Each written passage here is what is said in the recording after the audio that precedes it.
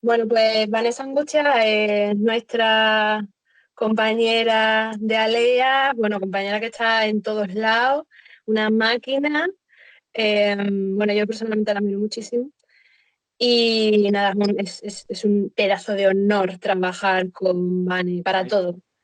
Y bueno, hoy queremos hablar, queremos comentar un poquito, bueno, pues la lucha LGTBI, el feminismo, cómo van de la mano, eh, y bueno, para salir también un poco de nuestra heteronormatividad, ¿no? Que siempre lo vemos como que está todo ya, que tenemos todos los derechos conquistados y luego vemos que no, ¿no? Por ejemplo, el colectivo trans, que tiene eh, muchísimos problemas, un paro enorme, etcétera. Entonces, pues nada, Vane, si nos quieres comentar un poquito cómo empezó un poco la lucha también LGTBI, el feminismo a ir de la mano, que siempre hemos estado juntas en esto y nada, te abro paso a ti. Y yo ya pago cámara, ¿vale? Bueno, Tú, Vane. pues gracias por invitarme. Creo que os conozco a casi todas, mola un montón porque creo que conozco casi a todo el mundo y o sea, me parece súper necesario para sacarnos de esta rutina horrible que nos ha dado la cuarentena hacer estas cositas, pero bueno, son necesarias de forma ordinaria para ayudarnos entre todas a formarnos un poquito. Eh, Nos llevaría bastante más tiempo del que hemos pensado dedicarle hoy si hiciéramos un repaso a los orígenes del feminismo, y lo cierto es que tampoco es estrictamente la finalidad de la charla de hoy. Pero sí es cierto que la lucha colectiva de las personas LGTBI, de las personas lesbianas, gays, bisexuales, trans, intersexuales, empieza de forma organizada muchísimo más tarde, pero, pero sí acompañando el camino del feminismo. Y lo cierto es que la posibilidad de lucha colectiva para las personas LGTBI la empezaron las mujeres trans. El gran hito que marca el comienzo del asociacionismo, de la lucha colectiva y de la teorización más real en torno a las vidas de las personas LGTBI parte de Stonewall de 1969 y de una revolución que empezaron las mujeres trans por vivir en los márgenes de la sociedad.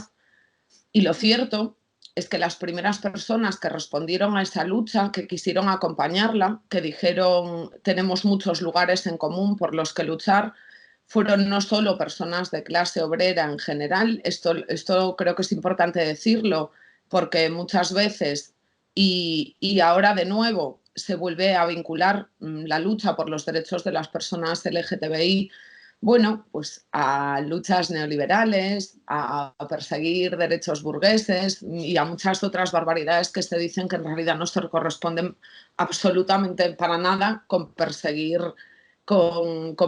una finalidad que es la garantía de derechos humanos y derechos colectivos en igualdad para todos y para todas. Pero sí es verdad, y siempre es importante recordarlo, yo hace como un año, cuando empezaba de nuevo este pulso contra las personas LGTBI de forma muy fuerte y con el auge de la extrema derecha, escribí un artículo en Mundo Obrero porque me parecía importante recordar ese origen. Es la única cuña publicitaria que voy a hacer en todo el rato. Pero sí me parecía importante recordar que fueron los colectivos obreros los primeros en responder a esta necesidad de derechos, de reconocimiento y de vidas vivibles en igualdad que se inició en Stonewall. También fueron colectivos racializados, es decir, Black Panther fue uno de los primeros colectivos en asumir los derechos defendidos por las personas LGTBI también como suyos propios, y lo cierto es que fue el feminismo en general el primer movimiento colectivo que dijo hay un punto de referencia común. Es cierto que cada una vamos a tener nuestro propio camino, es cierto que la lucha feminista tendrá su propio camino y que las personas LGTBI y su lucha colectiva tendrán también el suyo propio, pero sí tenemos un origen de vulneraciones común que es patriarcal, y por lo tanto sí tenemos muchos lugares en los que pelear conjuntamente, y sobre todo sí tenemos una lucha conjunta cuando bien por nuestra identidad como mujeres o bien por nuestra identidad como gays, lesbianas, bisexuales, transexuales o intersexuales nos condena a vivir en los márgenes sociales. Y con los márgenes sociales me refiero a que incluso hoy sigue existiendo una precariedad laboral importante en muchas personas del colectivo LGTBI, nominalmente las personas trans, y dentro del colectivo trans las mujeres trans, que se ven obligadas a realizar trabajos fuera del mercado regulado y por lo tanto se las obliga a vivir con unos niveles de vulnerabilidad mayores, pero también es cierto que el 35% de las mujeres lesbianas, los hombres gays, las personas bisexuales reconocen a día de hoy, estos son datos aportados por los sindicatos y datos ofrecidos de forma pública, reconocen haber sido acosadas en sus puestos de trabajo por su orientación sexual. Las tasas de suicidio en menores de edad, en menores LGTBI, es muchísimo mayor a la general. Por lo tanto, existe un marco de vulneración general en todos los espacios de la vida de las personas LGTBI y es cierto que siempre hemos encontrado un aliado en las mujeres feministas y en el colectivo feminista. ¿Por qué? Pues porque el origen precisamente, Nerea daba una clave ahora mientras me presentaba, está en la norma, está en decidir qué es lo normativo y qué es lo que no es normativo. Y por lo tanto sí hay muchos orígenes de discriminaciones en la estructura patriarcal y esas son precisamente las que abordamos juntas. Luego yo entiendo que vamos a profundizar en cuestiones como las identidades, como la orientación sexual y como los roles de género, así que lo dejo un poco aquí, simplemente termino diciendo cómo nosotros como Izquierda Unida, que creo que todas y todos los que estáis aquí tenéis alguna vinculación de militancia o simpatía con Izquierda Unida, nosotros veníamos de una tradición de defensa de los derechos de las personas trabajadoras que incluían también esa vulneración de derechos de las personas LGTBI. El Partido Comunista de España hizo un trabajo brutal, no solo durante la dictadura, en clandestinidad, sino durante la democracia, pues para la derogación de la ley de peligrosidad social, para que las fichas policiales por razón de orientación sexual o identidad o expresión de género desapareciesen, hizo una lucha brutal por conseguir que las personas trans fuesen respetadas y sus derechos sanitarios fuesen incluidos en la sanidad pública porque se estaban vulnerando desde el inicio de la democracia y desde 1986 Izquierda Unida y todas las personas que yo creo que nunca les agradecemos lo suficiente a personas que siguen luchando con nosotros, que estuvieron en la cárcel, que sufrieron tortura, que se tuvieron que marchar, que estuvieron en campos de concentración por razón de su identidad o por razón de su orientación sexual y que siguen luchando con nosotras.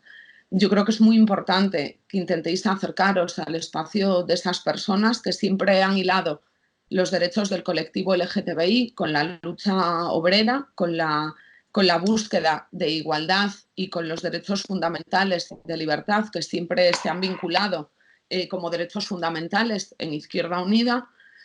Y ya un poco más adelante, en los años 90, pues cuando nuestra organización empieza a consolidarse, los espacios internos empiezan a crecer y por lo tanto empiezan a constituirse espacios sectoriales, pues un grupo de compañeros y compañeras hicieron unas jornadas en torno a derechos de las personas LGTBI y deciden en 1995 constituir el área. Esto no era una cuestión menor en este momento porque Izquierda Unida fue el primer partido político, fue la primera organización en España en tener un espacio interno de lucha LGTBI y de elaboración política para la defensa de los derechos de las personas lesbianas, gays, transexuales, bisexuales e intersexuales. Y hasta aquí llegamos, luego tendremos tiempo de resolver dudas, si queréis saberlo, pues cómo trabajamos internamente, cuáles son las líneas de trabajo que se sigan ahora mismo, pero ya para terminar con esto, es cierto que están muy madurados muchos espacios de trabajo.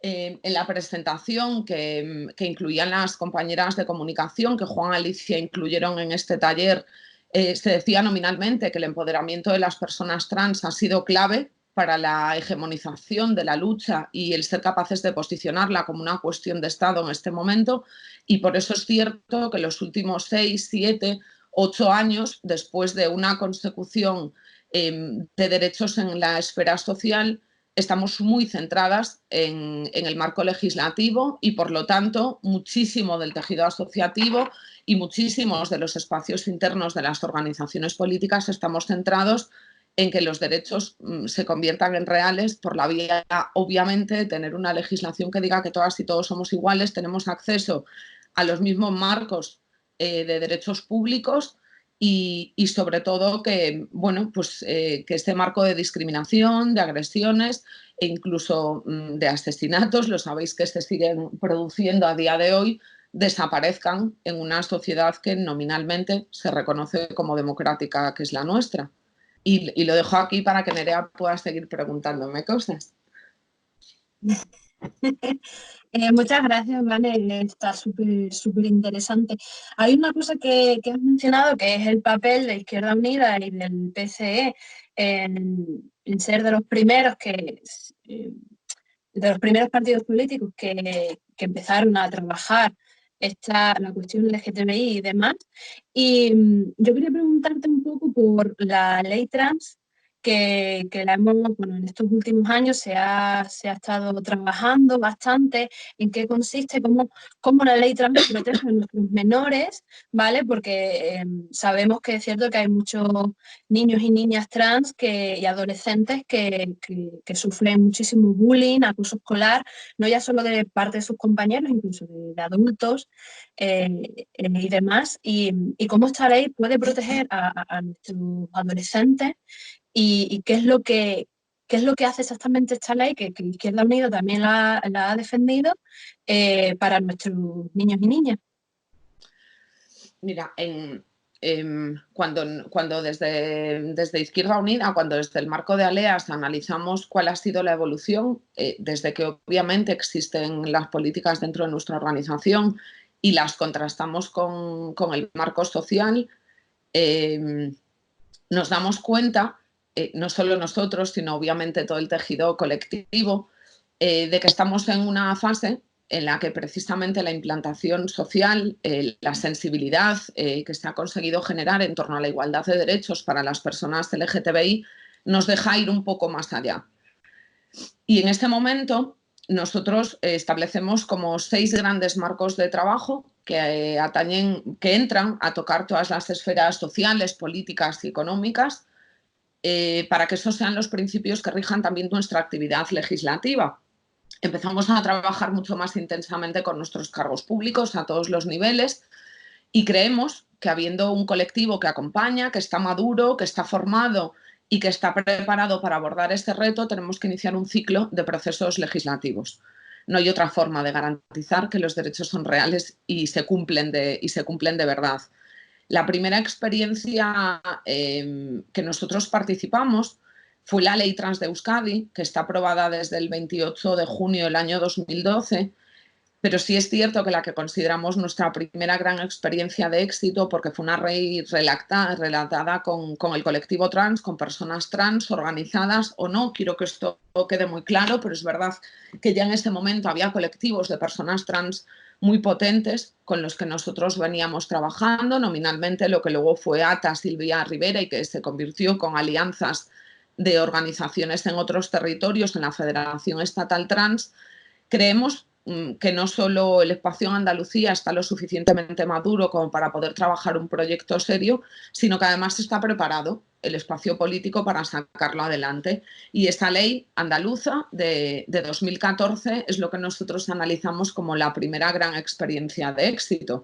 Y no solo a nivel del Estado español, sino que esta ley se considera pionera en Europa y es una referencia internacional. Y esto de nuevo vuelve a ser un hecho, no una cosa que se nos ocurra. Era una ley pionera porque era esencialmente, por muchas otras cosas, pero esencialmente lo que hacía era despatologizar las identidades trans, es decir, no condicionar la vida de las personas transgénero, la vida de las personas transexuales a un proceso médico, psiquiátrico y a que todos los espacios de su vida tuviesen que estar tutelados por unidades patologizadoras, por unidades sanitarias y nominalmente de salud mental, que eran las UTICs, y por eso esta ley en esencia es pionera a nivel internacional y fue la primera, de hecho, en el marco europeo de dar una protección y una cobertura total a las personas trans.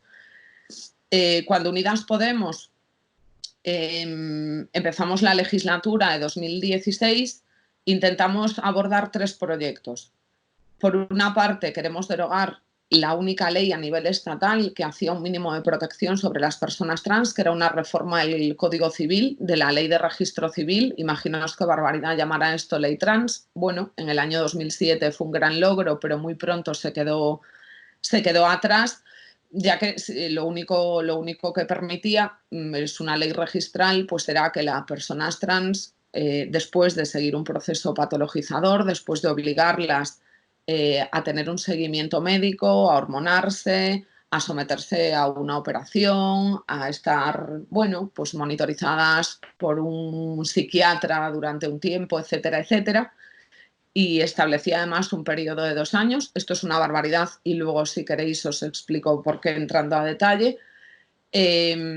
Era lo único que defendía. Por lo tanto, lo que perseguíamos era la derogación de esta ley por la vía de tener una ley de verdad que protegiese a las personas trans, que las defendiese en todos los marcos de su vida privada, social, laboral y todas las cuestiones que fuesen necesarias.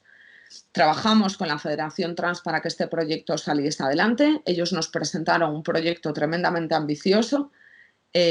Marc Ambroye hizo un currazo, además de presión en todo momento negociando la ley con nosotros, y yo creo que eso hizo que el resultado fuese mejor que el inicial, el haberlo participado colectivamente, y la ley se presentó en el Congreso de los Diputados sin haber podido llegar a debate. Paralelamente a eso, la FELGTB, la Federación Estatal de Gays, Lesbianas, Bisexuales, Transexuales, presenta un proyecto de ley integral LGTBI que yo creo que también es interesante, que aborda no solo la perspectiva trans.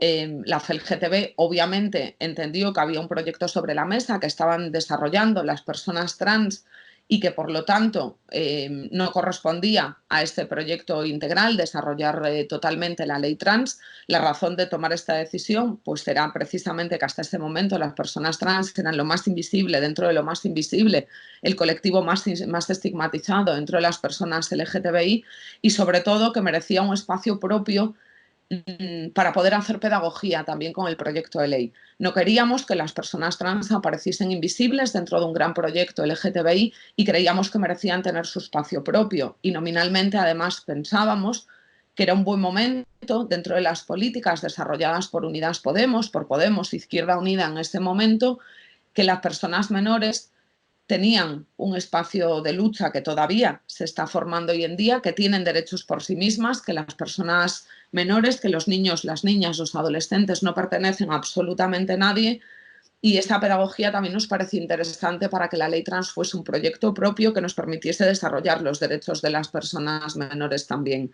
No sé las dudas que podáis tener o exactamente cuál es el marco dentro de todo este global al que queréis que yo entre, pero seguro que Nerea sí lo tiene más o menos anotado, y ya las cosas concretas pues me las vais preguntando y seguimos avanzando así. Vale, muchas gracias. Vale, sí, cualquier pregunta que tengáis, que creo, no sé si lo he dicho antes, yo las veo, si escribís lo veo. Y vamos, las recogemos y luego te las vamos pasando, ¿vale? Y eso.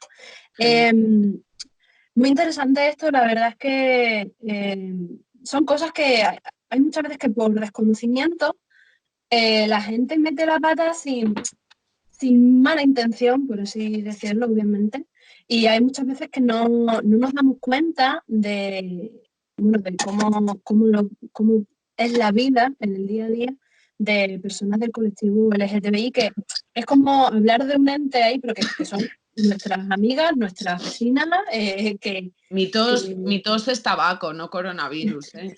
Estad tranquilas por mí. Te iba a preguntar, el proyecto LGTBI, ¿en qué consiste exactamente? O sea, ¿cuáles son las...? Porque yo, en verdad, sí que sé más un poco de la ley trans, pero no de este proyecto. ¿Se nos podría contar una medida más sobre esto?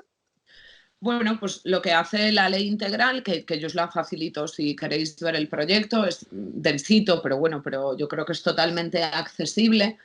Lo que intenta es abordar de forma integral la vida de las personas LGTBI.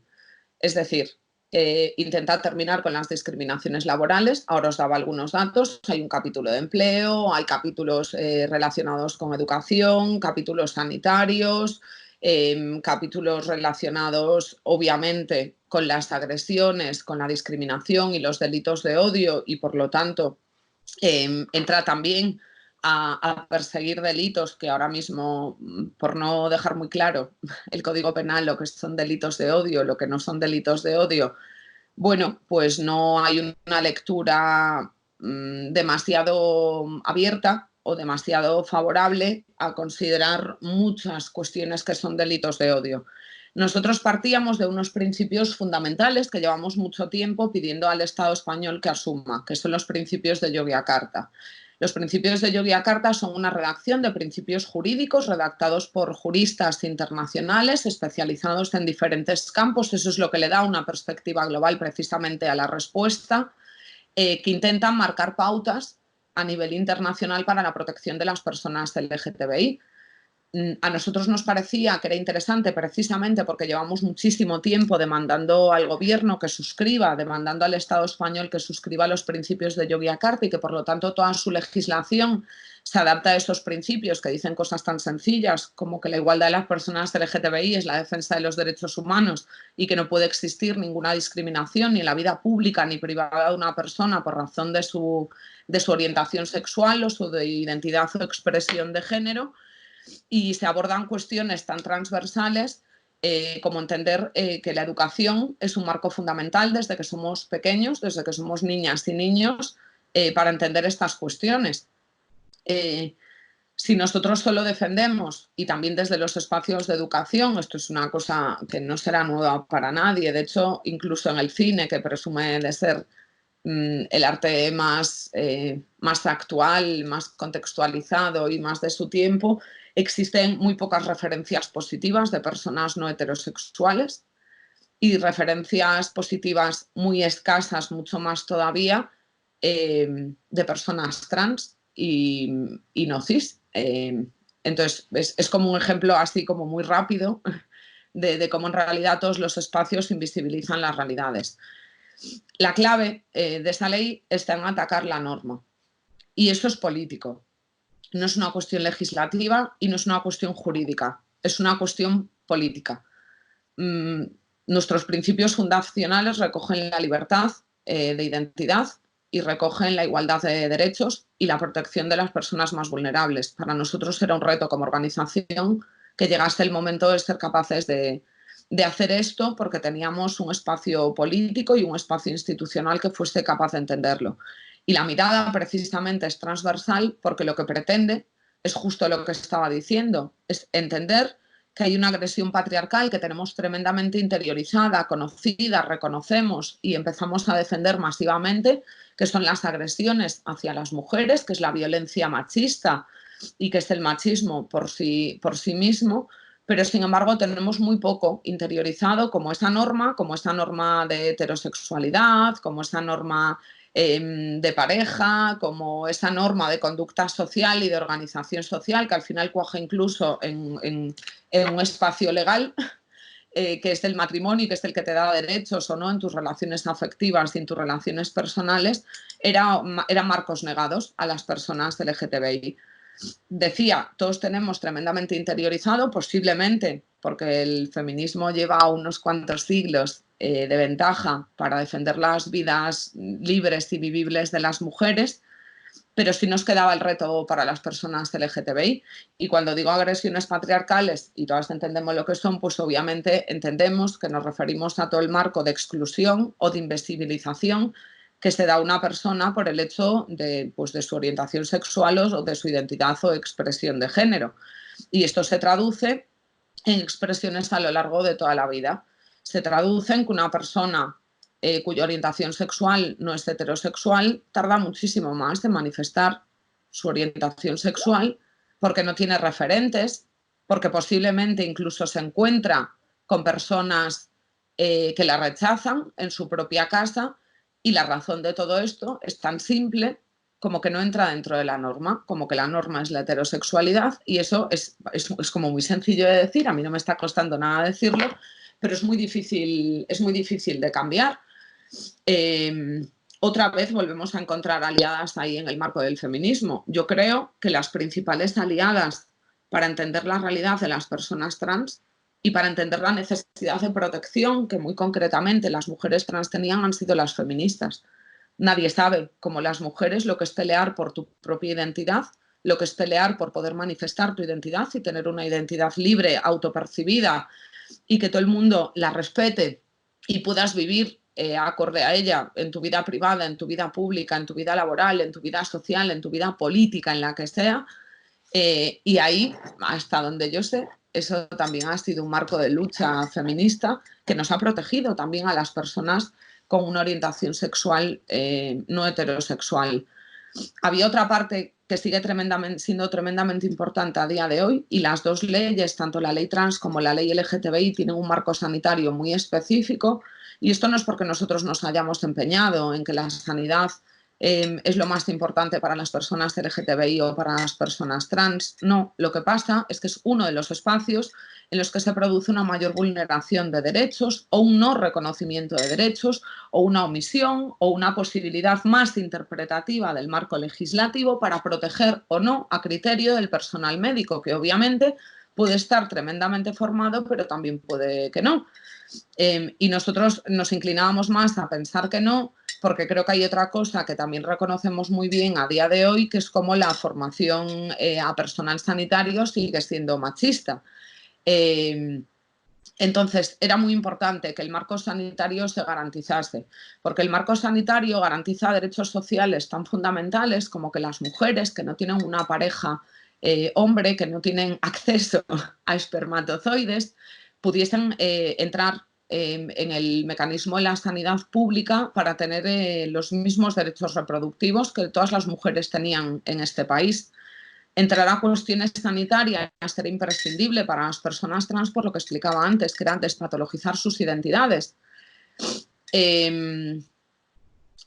Vale, recojo lo del tratamiento. Me encanta que me preguntéis por los tratamientos hormonales. No se hormona a las personas menores, pero entro a esto luego. Había otro marco fundamental en el que los datos públicos decían que había que entrar, y era el laboral. Y esto se dice bastante poco para el nivel de agresividad y para el nivel de vulneración de derechos que sigue existiendo en los espacios de trabajo. La mayoría de las personas de orientación sexual no heterosexual no salen del armario en sus puestos de trabajo y se les presupone una identidad heterosexual. Esto parece una estupidez, pero no te ayuda a vivir una vida normal y en igualdad cuando se te está presuponiendo que debes de ser algo y por lo tanto se te está diciendo que eres una excepción, una minoría o algo que se salta a la norma. La parte laboral, yo es una de las cosas de las que me siento más orgullosa de este proyecto de ley, porque fui redactora de esos capítulos, son las cuestiones laborales relacionadas con las personas trans. Las personas trans entenderemos que tienen orígenes tremendamente diferentes, niveles educativos totalmente diferentes, vidas laborales totalmente diferentes, y cuando el momento de sus vidas en el que realizan la transición es la edad adulta, y entenderéis que ahora mismo sigue habiendo un grueso de población importante que no vivió acorde a su identidad autopercibida y a su identidad sentida y real hasta entrada a la edad adulta y muy avanzado el estado social en el que vivimos, y que en el momento que hacen la transición pierden sus puestos de trabajo independientemente de su nivel de formación, etcétera, etcétera. El marco de protección laboral entonces será imprescindible, porque lo que dicen los datos públicos, por lo menos desde que se recopilan, y lo que dicen los datos de los sindicatos y las organizaciones LGTBI y trans, es que el 80% de las personas trans no encuentran un empleo remunerado, legal y dentro del mercado de trabajo. Y el 90% de este 80% de personas que no encuentran un puesto de trabajo se ven obligadas a prostituirse, obviamente como única forma de garantizar que sobreviven y comen todos los días. Por eso era muy importante garantizar un mercado laboral sin discriminación para las personas por razón de orientación sexual o de identidad o expresión de género. Las dos leyes tienen un espacio propio para las personas menores, por lo que decíamos antes, las personas menores tienen derecho per se, no son propiedad de nadie y hay muchas cuestiones que las personas pueden decidir por sí mismas.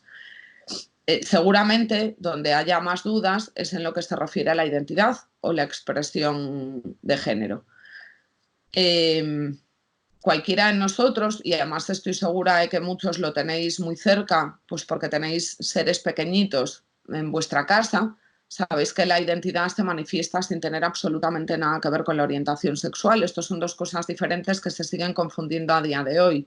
Evidentemente, la orientación sexual empieza a definirse en el momento que uno tiene impulsos y deseos sexuales, pero la identidad no tiene nada que ver con eso.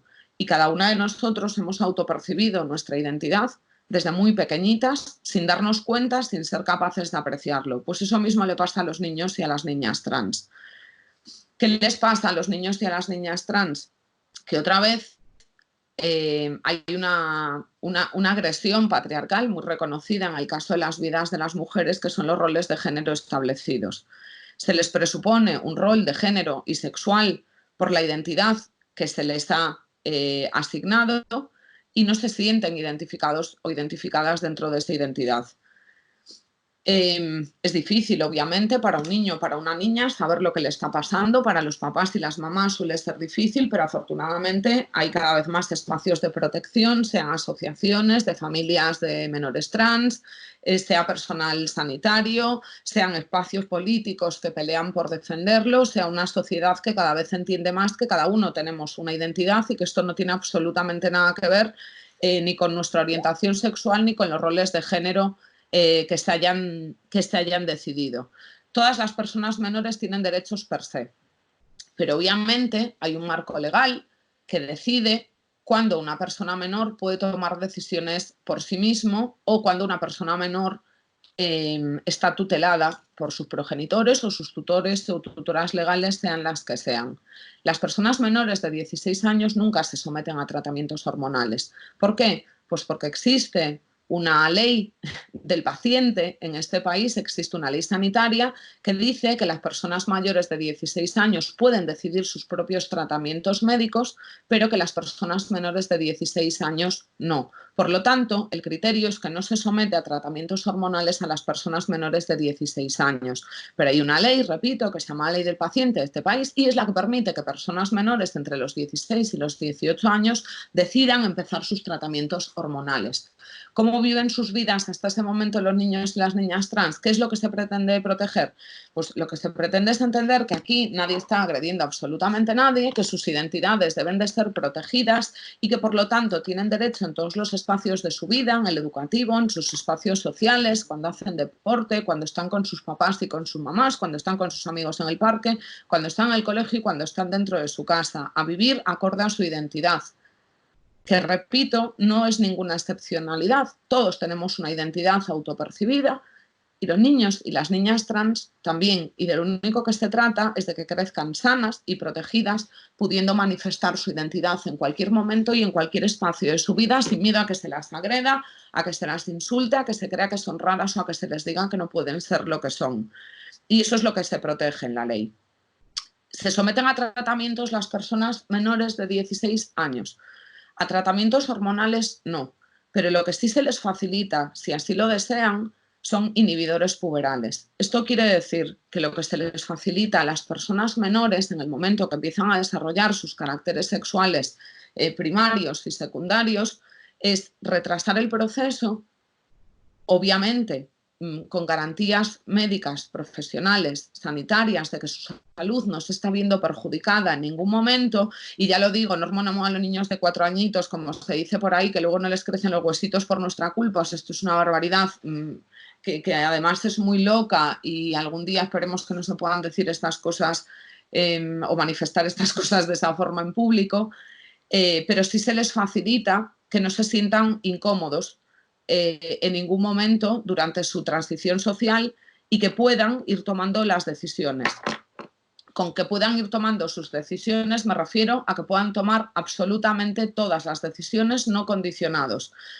Hay personas trans que no tienen ningún problema. O sea, esto no es un problema. Yo sé que hace años se empezaba así porque resultaba más sencillo entender. Es que ha nacido un cuerpo que no les pertenece. No, esto no es así. Cada persona decidirá si se siente a gusto con su cuerpo o no se siente a gusto con su cuerpo. No es nuestra biología lo que determina nuestra identidad, no es nuestra biología lo que determina en esencia la identidad sexual o de género con la que nos sentimos reconocidas, y por lo tanto hay muchas personas que toman la decisión de no someterse a procesos. Hay otras que no lo toman por una razón diferente, que es que obviamente los tratamientos médicos tienen en algunos casos consecuencias. Los tratamientos hormonales tienen un efecto secundario bastante dramático para una persona con sexualidad activa, por ejemplo, que es que perjudica ese espacio de deseo, entendido como deseo sexual, obviamente, no de otro tipo. Pero también hay cosas, y por eso era tan importante la despatologización en esta ley de las identidades trans. Los tratamientos hormonales se esterilizan. La ley en España ahora mismo obliga a que para que una persona pueda cambiar su mención de sexo registral en sus documentos oficiales y su nombre, obviamente, también si lo desea, tenga que estar 2 años con un tratamiento hormonal. Pasados los 6 meses, el tratamiento hormonal te ha esterilizado.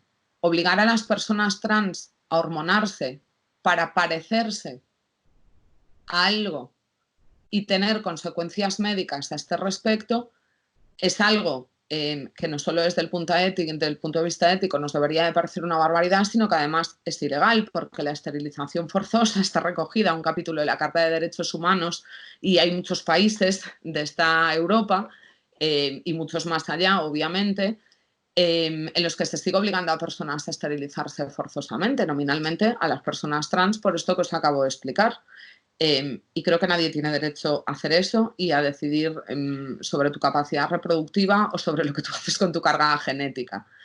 Pero creo que queda claro. O sea, lo digo porque es que algunas van muy rápido, porque preguntáis a la vez y no las veo, pero no se hormona a las personas menores. Sí, las personas mayores de 16 años pueden decidir empezar su proceso de hormonación, pero porque la ley del paciente reconoce autonomía a las personas para tomar decisiones al respecto de sus tratamientos médicos desde los 16 años, no se hormona, por lo tanto, a las personas menores de esa edad, y lo que sí se les da a través de profesionales públicos es la capacidad de retrasar los cambios en su cuerpo para que puedan tomar absolutamente todas las decisiones posibles que otras personas no pudieron tomar. Y termino con una cosa tremendamente importante que me sugirió algo que dijiste al empezar, Nerea. No se pueden hacer políticas de espaldas a quien recibe los derechos que nosotros defendemos. Creo que es tremendamente importante que si queremos entender cuál es la realidad de las personas trans, nos acerquemos a las personas trans. Yo no entendería el trabajo que hacemos desde esta organización y por eso no entiendo el que hacen otras sin acercarse a la realidad de estas personas. Nosotros estamos súper orgullosas de que los 2 proyectos de ley que defendemos como Izquierda Unida, de que esos 2 proyectos de ley estatales y tantos otros que colaboramos en las comunidades autónomas, ahora está en pugna en Asturias y La Rioja, proyectos específicos para las personas trans, nos sentimos orgullosas de haberlo hecho con ellas. Y de verdad, si queréis profundizar en estas cuestiones, obviamente yo también estoy aquí para eso, es parte de mi responsabilidad en Izquierda Unida Federal, pero creo que lo más interesante es que se hable con pues lo mismo que os acercáis a los sindicatos, a las asociaciones de personas migrantes en los lugares donde estáis, que tenemos una marea granada, ¿vale? Hay miles de colectivos de personas trans, menores, adultas, de familias, de personas trans que ayudan muchísimo a entender la realidad. Yo creo que es difícil entender simplemente de forma teórica muchas cosas y también muchas de las que estáis avanzando en las preguntas sin entender que lo que tenemos que acercarnos es a las personas que viven esa realidad. Y yo creo que a partir de ahí se entiende todo de forma mucho más sencilla. Y en ese momento, además, todas entendemos que, por supuesto, que hay que protegerlas. Voy a encender más luces porque creo que me estoy quedando oscurita. Mientras habla Nerea, que te oigo, ¿vale? Ahora te veo mejor. Mucho mejor, ya. Estoy haciendo Muchas, muchas gracias. La verdad es que he ido contestando algunas preguntas, las estoy recogiendo todas, que tengo aquí el ordenador y aquí el móvil, te voy a ir leyendo algunas, pero acabas de preguntar a Andoni una que dice que si influye una persona tener dos madres o dos padres, y esto te puedo contestar hasta yo que no. O sea, yo por ejemplo tengo que se influye en el desarrollo de una persona tener dos padres del mismo sexo. Sí, de su futura identificación de género. Mis padres son heterosexuales y yo soy bisexual. No tiene la nada que ver. identidad es algo totalmente autopercibido. La identidad es algo, o sea, la identidad se construye individualmente. Y cada uno tiene su identidad autopercibida. No estoy de acuerdo con que la psicología reconozca. Creo que esa generalización no se corresponde con la realidad. Claro, todo el mundo escribe libros homófobos porque la homofobia no depende del lugar del mundo en el que naces, sino de lo gilipollas que eres o no. Perdón.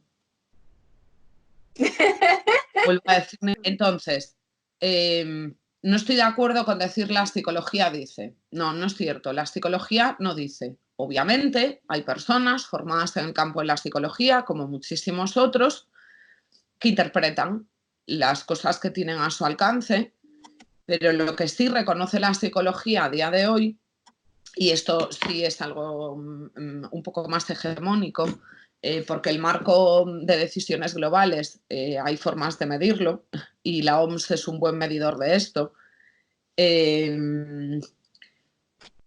No está de acuerdo la psicología en lo que estáis diciendo. Y es una cuestión muy sencilla. Yo creo que no hay ni que irse a la psicología. Es decir, cada uno es libre de leer lo que le dé la gana. Yo también leí a Pío Moa y, bueno, no sé, yo qué sé, la vida es dura. Y hay que leer de todo para saber lo que hay por el mundo. Otra cosa es que leer estas barbaridades nos condicione como personas. Y yo creo que no hay que irse a las defensas de la psicología o la no psicología. Lo que hacen profesiones sanitarias o de salud mental es establecer grandes marcos de protección y de interpretación para que la gente esté sana y tenga vidas vivibles desde el punto de vista de la salud mental y física. No tienen que servirnos para ninguna otra cosa. Yo creo que este debate se da muy claramente entendiendo las realidades de las personas.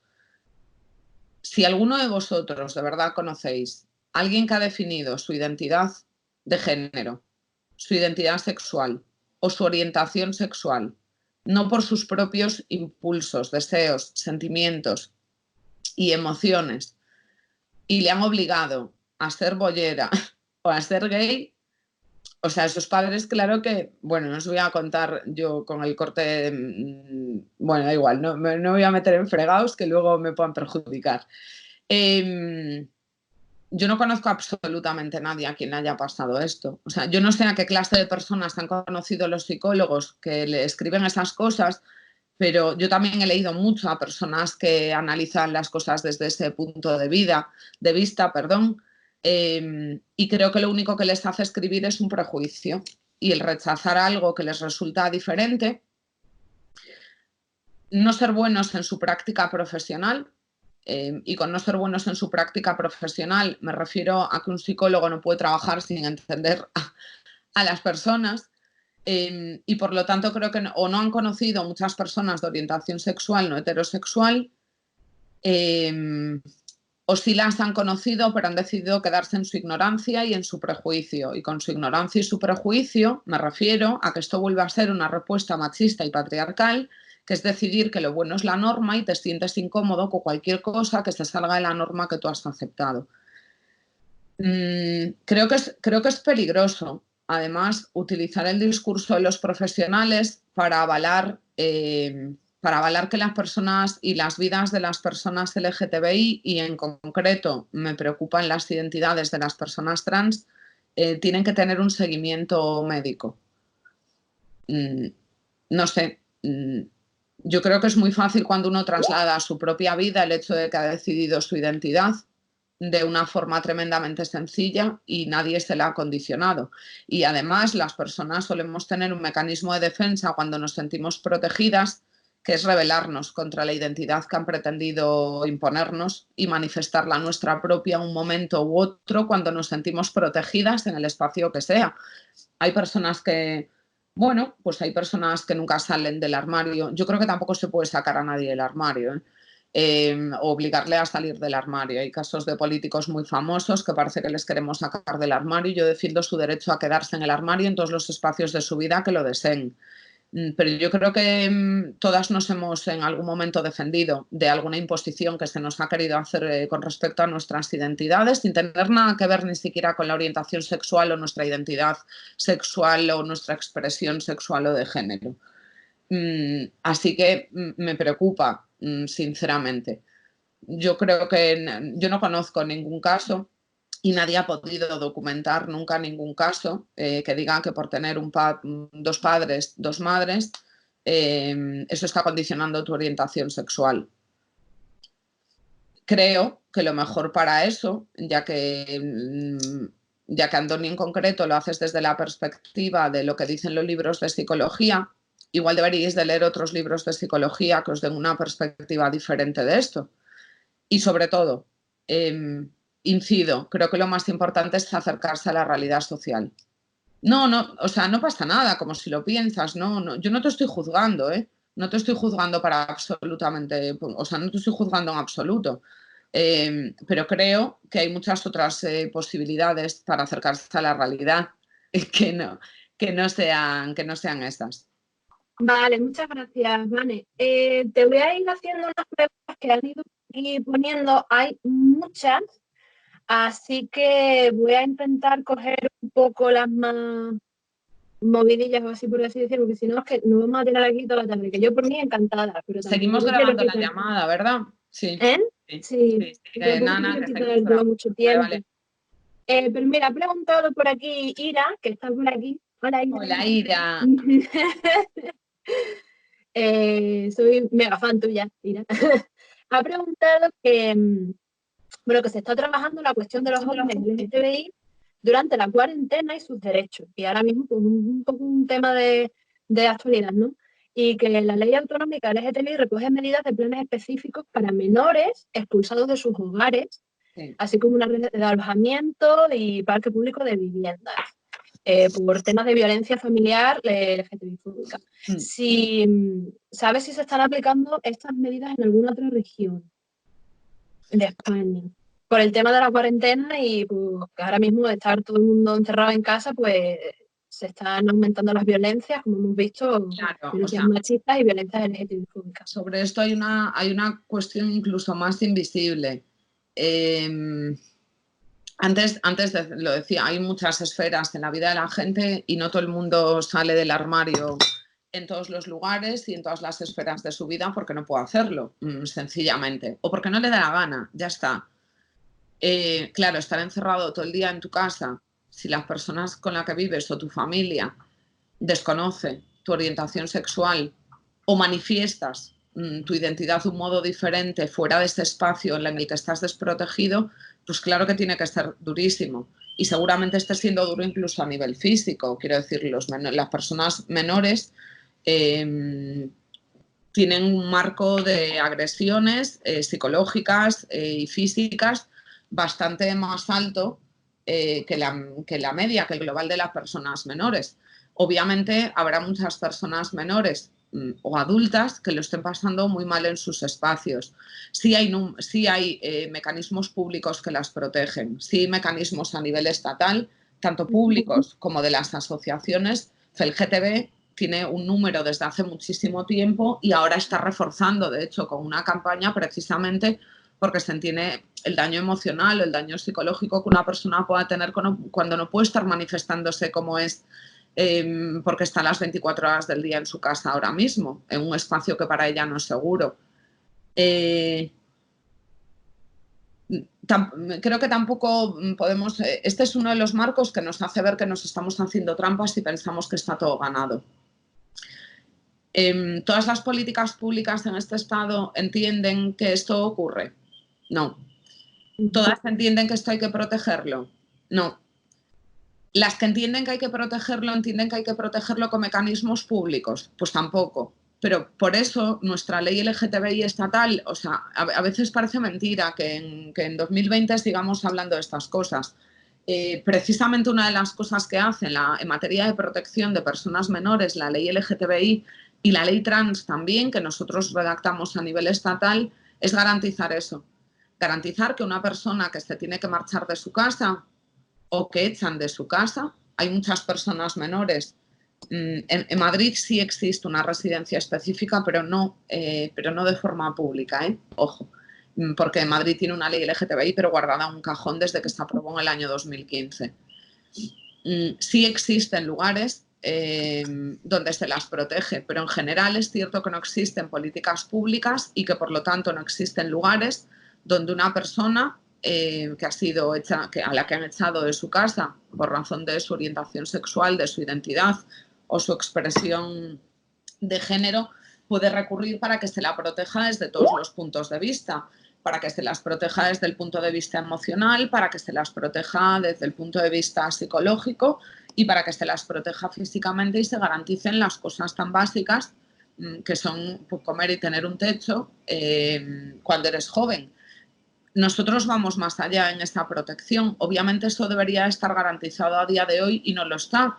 Se depende, pues bien, de organizaciones privadas, se depende de las asociaciones LGTBI que crean redes de solidaridad y de protección para las personas LGTBI, pero nosotros vamos incluso muchísimo más allá.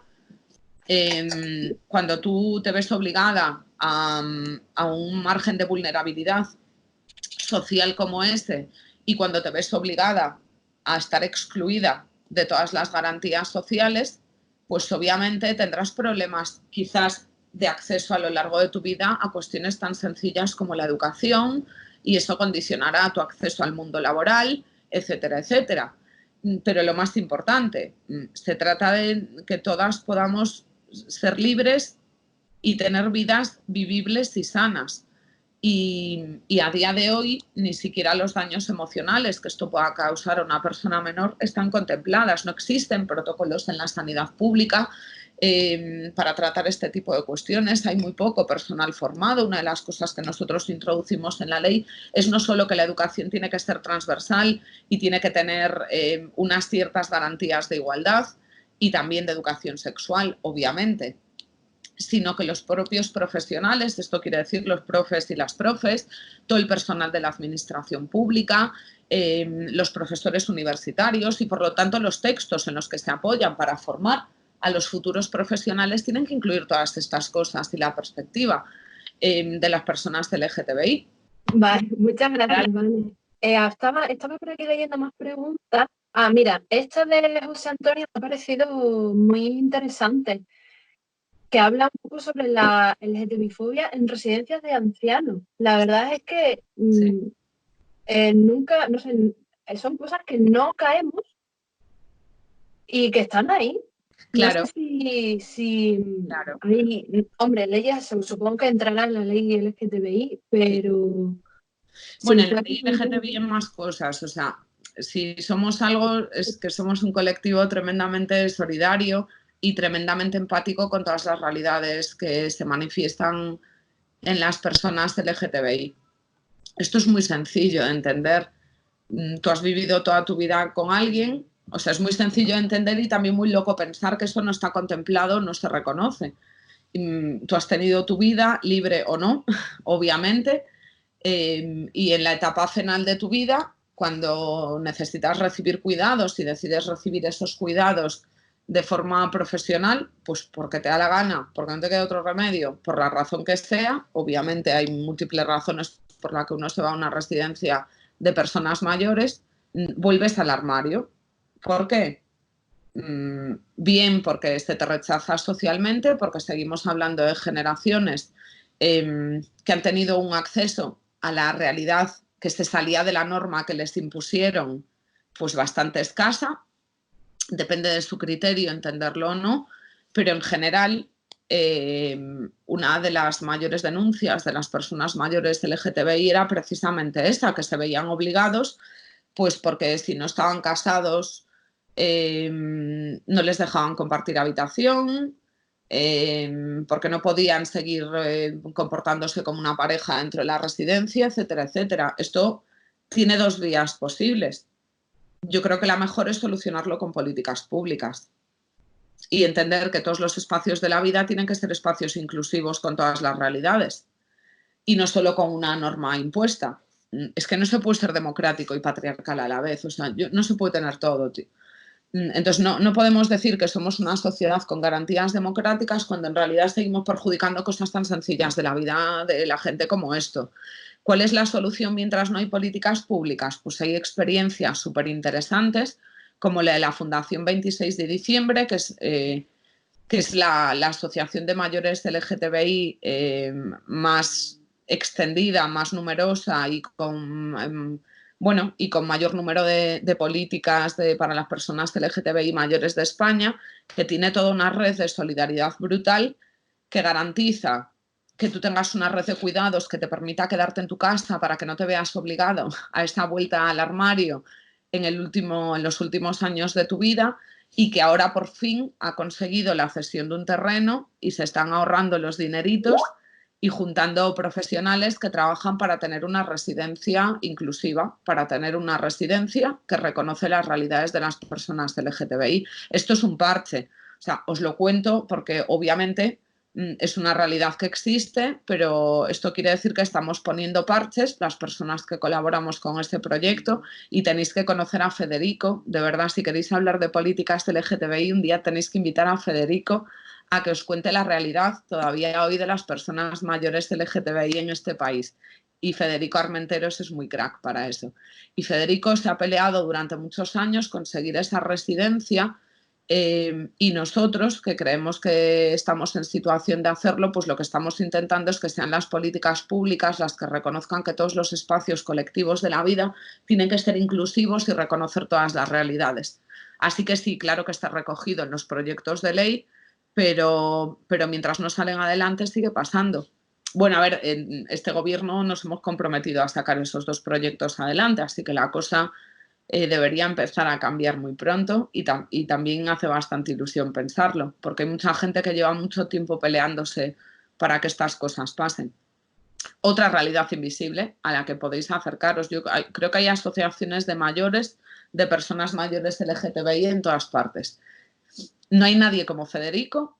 Invitad a Federico a que os hable un día de la realidad de las personas mayores y toda la red de cuidados y de solidaridad que la Fundación 26 de diciembre hace, y os acercará a otra realidad. Sí, Nerea está haciendo un currazo de recopilar y leeros todos vuestros mensajes. Gracias, Nerea. No, estoy poniendo todo lo que estás diciendo. Aquí este señor Federico, la Fundación 26 de diciembre, yo te lo conozco, lo estoy apuntando. Yo soy el contacto de Federico, de verdad que es muy interesante. Y conocer cómo creció este proyecto es súper interesante y extrapolable. Quiero decir, vosotros trabajáis en lugares tremendamente dispares con respecto a la situación de España y al asociacionismo incluso. Y yo creo que la experiencia que pone la Fundación, bueno, se llaman así porque fue la fecha en la que se derogó la ley de peligrosidad social, antes conocida como de vagos y maleantes, que no llevaba a la cárcel a las personas como nosotros. Y yo creo que es súper interesante la red de trabajo que tiene la Fundación, y que incluso os puede resultar interesante si vosotros trabajáis o colaboráis con colectivos LGTBI en los países en los que estáis ahora mismo. Pues estoy sí, hablando muchísimo, me voy a callar un rato.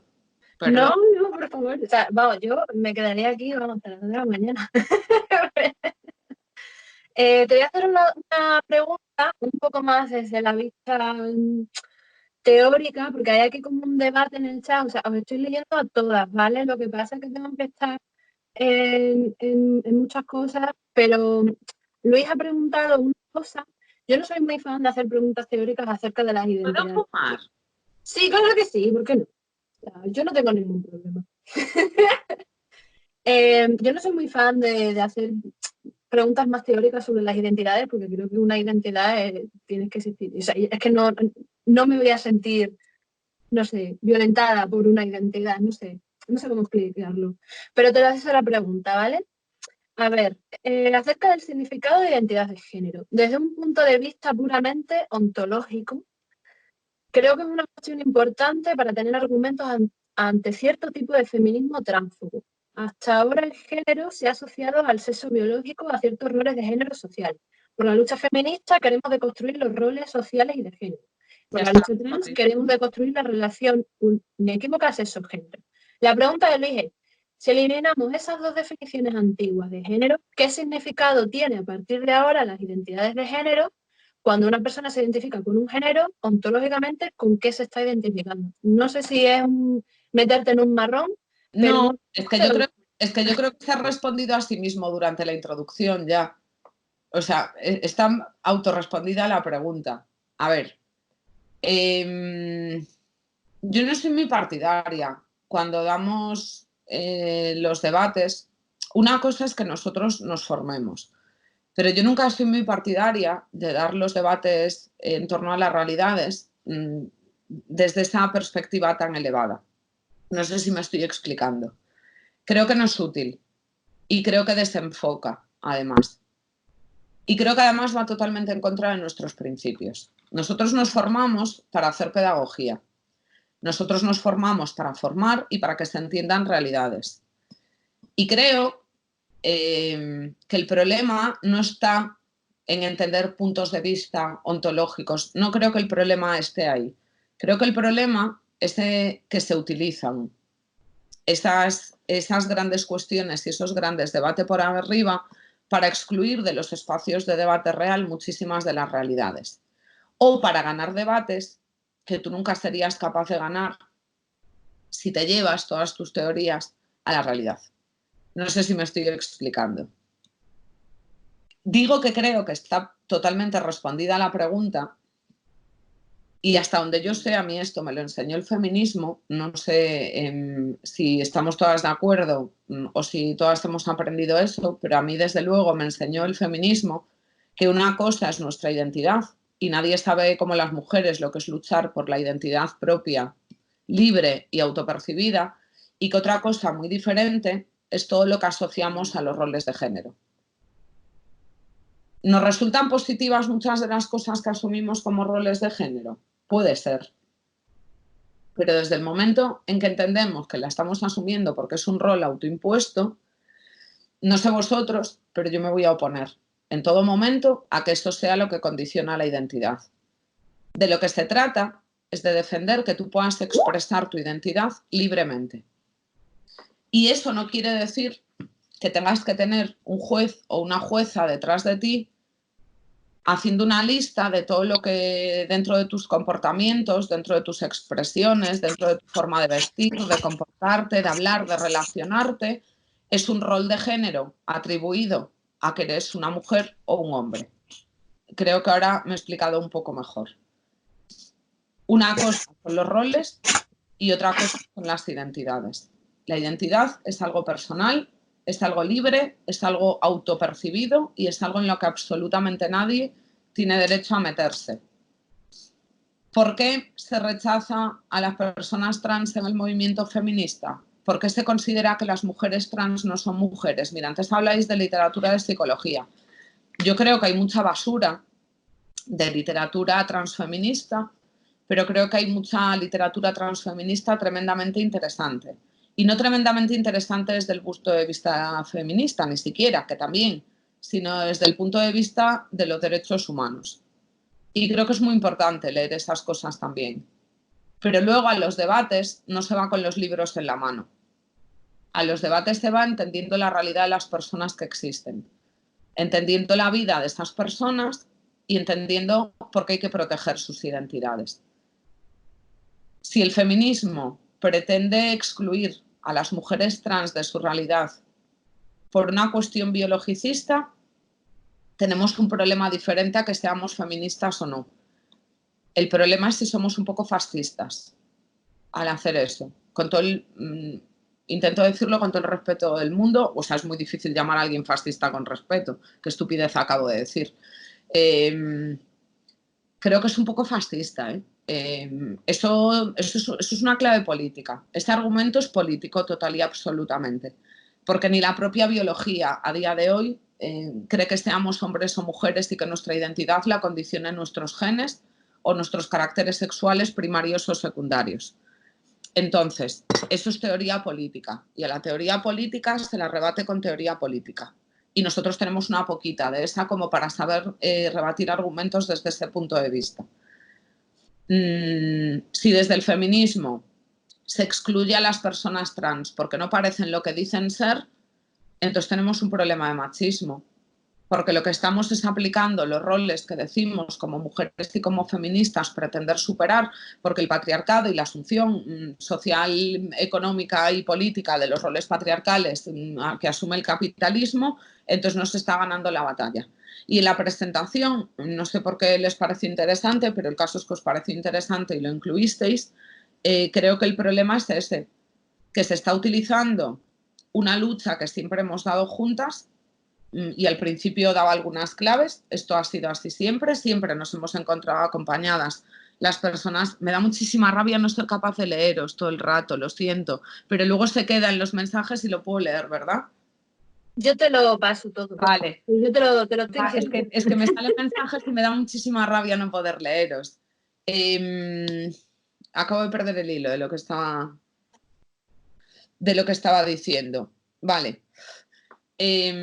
Si nosotros asumimos que esos roles son aplicables a las mujeres trans porque queremos echarlas, no, nadie está diciendo que no suframos. Yo no digo que no suframos discriminaciones propias, pero mira, voy a poner otro ejemplo muy sencillo. Yo creo que cuando nos los llevamos a la diversidad de vida que tenemos las mujeres y de la defensa que hacemos desde dentro del feminismo, se entiende muy bien cómo no se trata de excluir realidades, sino de ampliar el marco de protección y de defensa.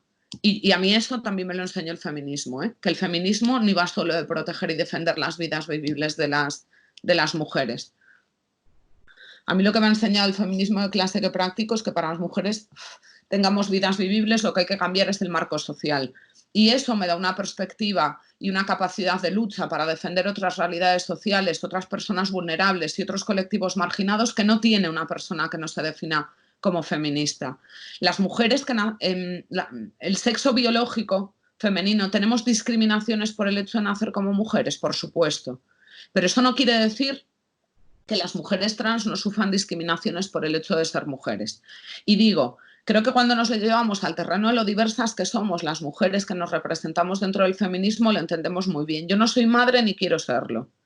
Yo no sufro las discriminaciones del sistema capitalista, no sufro las discriminaciones patriarcales por no asumir el rol de madre. ¿Eso me hace menos mujer o menos feminista? No.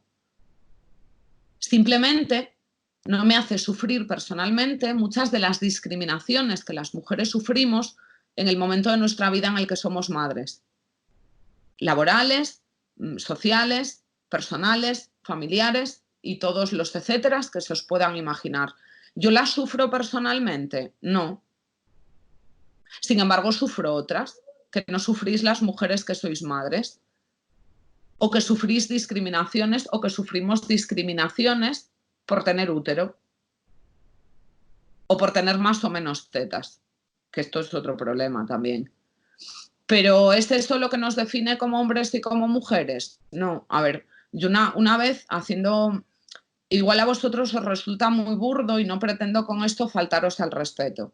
Lo que estoy haciendo es poner ejemplos de cosas que en algunas ocasiones me han funcionado. Hace muy poquito tiempo, un taller de formación a respecto de personas trans se hizo para personas mayores. Era la primera vez que yo no tenía un público global o más o menos diverso desde el punto de vista de la edad en este sentido. Y a veces había cosas que se entendieron por la simple vía de decirle a un señor. Bueno, y así de paso os cuento una anécdota también que fue la misma que les conté a ellos. En España se hacen operaciones quirúrgicas de reasignación de sexo para reconstruir penes, porque en los años 80 un Mister España tuvo un accidente de tráfico y le amputaron el pene. Sé que puede estar doliéndose a algunas personas, no era mi intención, sé que esto puede doler hasta físicamente. Pero esto pasó.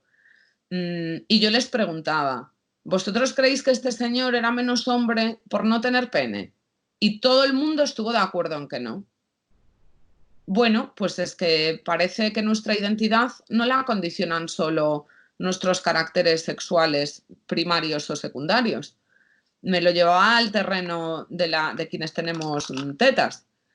Tú tienes un cáncer y te tienen que hacer una mastectomía y dejas de ser mujer por esto. No. Y de hecho defendemos que no dejamos de ser menos mujeres por ello.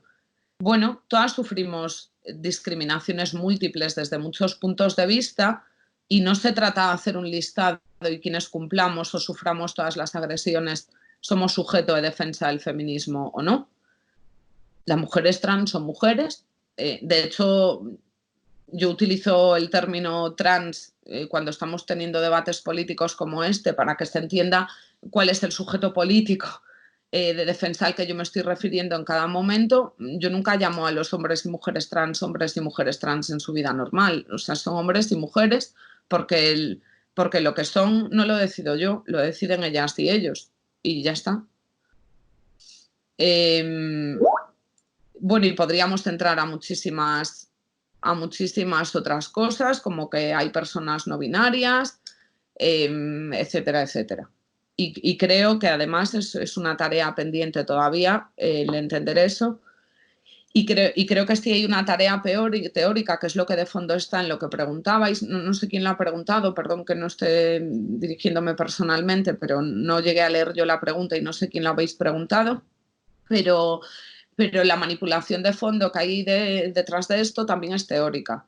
Y a mí me parece brutal la cantidad de manipulaciones en torno a lo que es la teoría queer que se hacen y que se utilizan para decir que lo que estamos haciendo es cargarnos el movimiento feminista. Mirad, no, creo que estamos en un momento político bastante duro. Creo que estamos en un cambio de ciclo mucho más elevado de los que hemos vivido hasta ahora. Y creo que hay muchos campos de batalla que no estamos siendo capaces de ver. Se está utilizando el enfrentamiento de las personas LGTBI y el feminismo para fragmentar al propio feminismo, sí. Pero no solo para eso, también se está utilizando precisamente para fragmentar un espacio de lucha que ha sido conjunto y para volver a invisibilizar la realidad de muchísimas personas, que somos las personas LGTBI. Igual lo que tenemos que reflexionar es eso, qué mecanismos y por qué están intentando fragmentarnos, cuando hasta ahora no hemos tenido absolutamente ningún problema por caminar y defendernos absolutamente juntas. Yo no veo ningún problema. ¿Sabes en lo que sí veo un problema? En que existan tantos espacios feministas, posiblemente por eso las mujeres de esta organización, por eso los espacios de feminismo de esta organización no tienen ningún problema en ser trans inclusivos y en entender que las mujeres trans son mujeres y por lo tanto son sujeto político de defensa del feminismo. No tenemos ese problema porque estamos cerca de esa realidad, porque estamos en permanentemente contacto con esa realidad, porque sabemos lo que son, nos relacionamos con ellas, nos defendemos con ellas y las conocemos. Es que la teoría queer, he leído la pregunta, por eso lo respondo. ¿Cuáles son las tergiversaciones? Bueno, o sea, hay miles y sobre todo hay diferencias entre las propias personas que se definen como queers. Yo creo que la manipulación esencial, y a mí me da mucha pena que nos hayamos acercado al transfeminismo por esta vía agresiva y de beligerancia, porque creo que precisamente aporta cosas muy importantes a las personas que nunca se habían acercado a esta realidad, no solo de las personas trans, sino de las personas que se definen como no binarias. Creo que la manipulación esencial, es decir, porque sí, y como no leemos teoría queer ni debatimos al respecto de la teoría queer, nos lo creemos, que lo que pretende la teoría queer es invisibilizar la lucha de las mujeres y cambiar. No, lo que pretende la teoría queer desde un punto de vista inclusivo que amplía los sujetos de defensa política es precisamente cargarse los roles de género, es cargarse las discriminaciones y las imposiciones que nos han hecho vivir en inferioridad a las mujeres toda la vida. Y lo que hace la teoría queer es un poco lo que yo hacía al principio y todas entendisteis, que es decir, que hay más agresiones patriarcales, que hay más estructuras, que la estructura patriarcal es mucho más compleja, que decir que es machista y que decir que agrede las vidas de las mujeres y otorga roles discriminatorios y sumisos a las mujeres. Y lo que hace la teoría queer es precisamente eso, decir que hay muchos más espacios de lucha antipatriarcal y vincularlos de forma esencial a algo que también hacemos las comunistas y la izquierda en general, que está en la estructura capitalista. Muchas gracias, Vane. La verdad es que has ido contestando un montón de preguntas, así que no te tengo que seguir. Pues mejor para ti. Eso te facilita el trabajo a ti. Sí, la verdad que eres multitasking total. Es que me lío. La verdad es que te agradezco un montón que comentes estas cosas, porque yo hay muchas veces que me da la sensación que hay como una lucha de decir, no, es que, oye, que no, nosotros sufrimos más agresiones. No, nosotros, es como en plan, señores, señoras, que estamos todas aquí sufriendo las mismas, que el patriarcado es el mismo para todas, y que desde cuándo la unidad es signo de debilidad. Al contrario, no sé. Te iba a preguntar una cosa que ha puesto por ahí Josafat, que está por ahí, si nos puedes recomendar lectura. Y a mí esa creo que es la pregunta que más me ha gustado, porque a mí me encanta leer y la verdad que admito lecturas de LGTBI, trans y demás. Hay una tarea que nos hemos marcado para estos meses y como está Ira por aquí, pues aprovecho para decirlo. Ira, apunte. No, bueno, además ahora que estamos como un poco paradas, quiero decir, estamos encerradas todo el tiempo en el mismo lugar. Sí, toma nota, porque hace mucho tiempo que Ira y yo hablamos de esto y no terminamos de hacerlo. Una de las ideas que teníamos era hacer un abanico de lecturas amplio y a diferentes niveles para que todo el mundo pudiera acercarse. Cuando digo además a diferentes niveles me refiero pues a incluir narrativa, poesía, que seguramente es lo que más nos hace empatizar para entender la realidad, pero también textos teóricos y diferentes que abarquen diferentes pensamientos, pero también literatura juvenil y para niños. Hay un catálogo de referencia, no nos pagan por hacer esta publicidad, pero lo cierto es que es la librería LGTBI de referencia en España y como sirve por internet, ahora no, esperad a que pase la cuarentena para que os lo envíen, que se llama Bercana, que está en Madrid físicamente, está en Chueca, pero tiene un catálogo online brutal, muy subdividido. Y yo creo que ahí podéis empezar a ver todo tipo de cuestiones, pues eso, ensayo, poesía, narrativa, cuentos, literatura para todas las edades, que a cada uno os puede llamar la atención una cosa u otra, ir leyendo por ahí. Yo no soy muy dada a dar referencias bibliográficas estrictamente, porque soy muy prudente. Sí, suelto algunas, pero suelo ser bastante prudente porque no sé ni en el punto de reflexión o de formación en el que estáis y por lo tanto puede ser hasta perjudicial en algún momento leer una determinada cosa.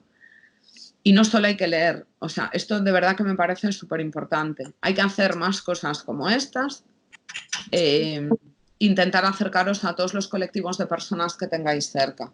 Mira, a mí esto me pasó cuando yo llegué al Senado. Todo estuvo lleno de tópicos al respecto de mi orientación sexual y mi vida privada. Es que no lo pareces, es que nunca me lo hubiera imaginado. O sea, hubo un señor que me dijo hasta una vez, es que no hablas como si fueras boyera. Bueno, yo soy bisexual, esto les desconcierta más todavía. Pero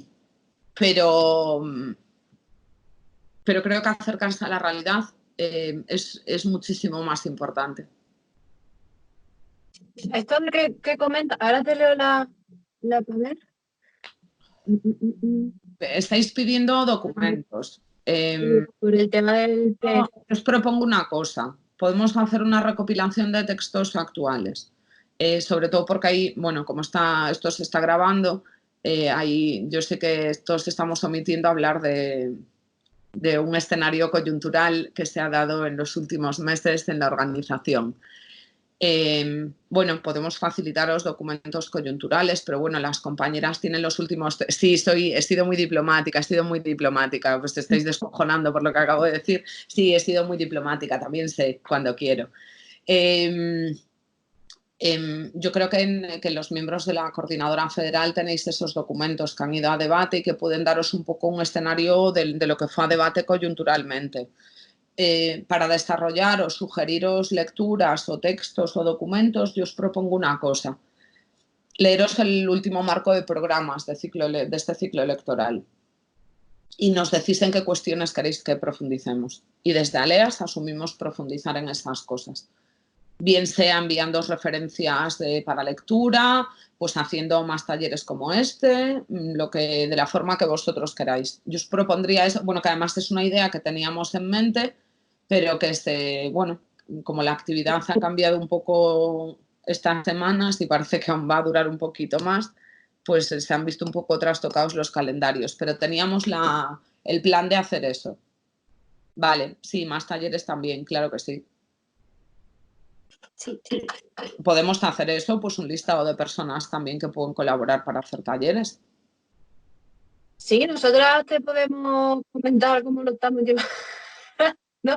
Y jóvenes también están haciendo talleres bastante. Sí, este documento que estáis diciendo ahora, que se llama de políticas trans, sí, a Federico Armentero os tenéis que traerlos, lo digo en serio, si queréis acercaros a esa realidad de las personas mayores y porque además os vais a divertir muchísimo con él, ¿eh?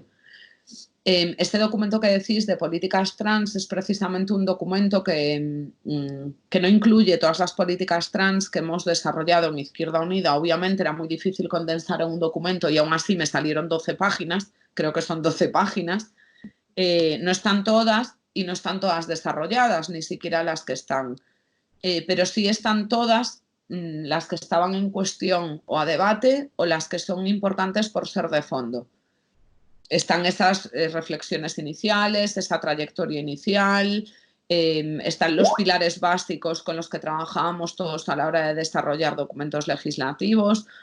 Jaime os lo puede, Nerea y Edu, que son miembros de la Coordinadora Federal, supongo que lo tendrán a mano, y si no lo tenéis en documento online, yo os lo mando.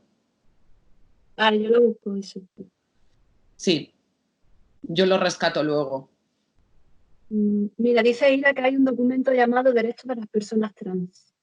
Pues me lo apunto también. Sí. Te he aprendido un montón, me encanta esto.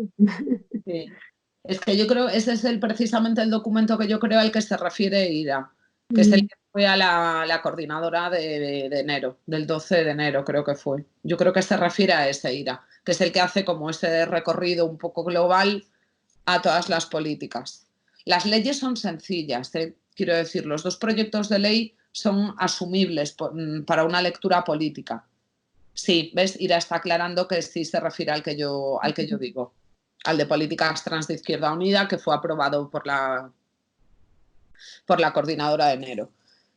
Pero eso, acercaos un poco a los documentos más sencillos y me encanta cuando Ira todo el rato refuerza lo que yo estoy diciendo. Las leyes son políticas, o sea, son sencillas porque son cosas de muchísimo sentido común y yo creo que es bueno leérselas para darnos cuenta del marco de desprotección y de vulnerabilidad del que partimos para que en el año 2017 y 2018 tengamos que estar registrando proyectos de ley que dicen esas cosas.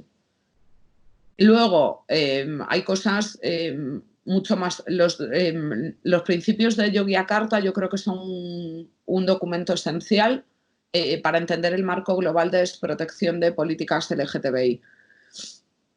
Y no sé, es que se me pueden ocurrir como miles de cosas. No, muchas gracias, yo lo he apuntado todo. Pero si empezáis por ahí, yo creo que os va dando herramientas para que podamos ir resolviendo. Yogyakarta. Te lo escribo, Jaime. Los principios de Yogyakarta se redactaron en el año 2007, o sea, son un documento, son una propuesta jurídica, son pues, juristas de diversas especialidades que a nivel internacional redactan este documento de principios que creen que todos los estados deberían asumir y que por lo tanto todos, a ver, se escribe así, Jaime. No sé si se ve. No se No, ve. no se ve. No se ve. Yo os lo escribo luego. Se reformularon hace muy poquito, además. De hecho, nosotros corregimos un par de cosas en la ley porque queríamos que se adecuaran a los principios de Yogyakarta. Sí, gracias, Juan. Ya he visto que no se ve, pero ya os lo he escrito. Y creo que también son interesantes de leer desde el punto de vista legislativo. Muy pocos países, bueno, demasiados me parecen a mí para cómo están las cosas en el mundo, pero no demasiados países los han asumido, no son de obligado cumplimiento, y precisamente lo que se está intentando en este momento es pelear con Naciones Unidas que asuma unos determinados principios. Sabemos que no van a ser capaces de asumirlos todos porque les crearía un problema geopolítico, pero sí que sean capaces de asumir, bueno, pues unos ciertos principios dentro de eso para que se puedan aplicar a las legislaciones internacionales con el aval de Naciones Unidas. Gracias, Jorge, que me ha puesto ahí, Jorge, el documento que hacía referencia. Jorge, te quiero.